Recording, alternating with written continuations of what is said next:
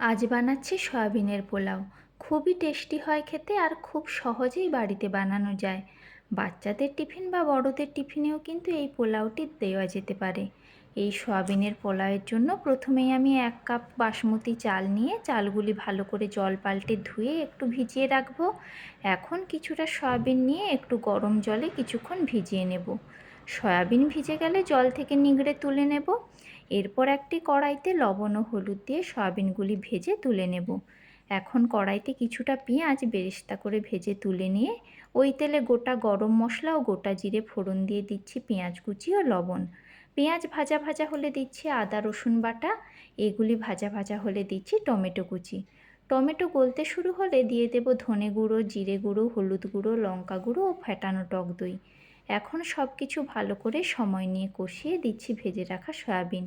আবার একটু কষিয়ে দিচ্ছি বাসমতি চালগুলি। আরও কিছুক্ষণ লো ফ্লেমে কষিয়ে দিচ্ছি 2 কাপের মতো জল।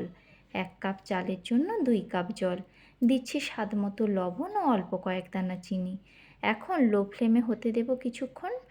জল অর্ধেক শুকিয়ে এলে পোলাওটি নাড়াচাড়া করে ওপর থেকে গরম মশলার গুঁড়ো, বেরেস্তা, ধনেপাতা ও একটু ঘি দিয়ে ঢাকনা দিয়ে লো ফ্লেমে 10 থেকে 15 মিনিট অপেক্ষা করব বা জল শুকিয়ে যাওয়া পর্যন্ত হতে দেব।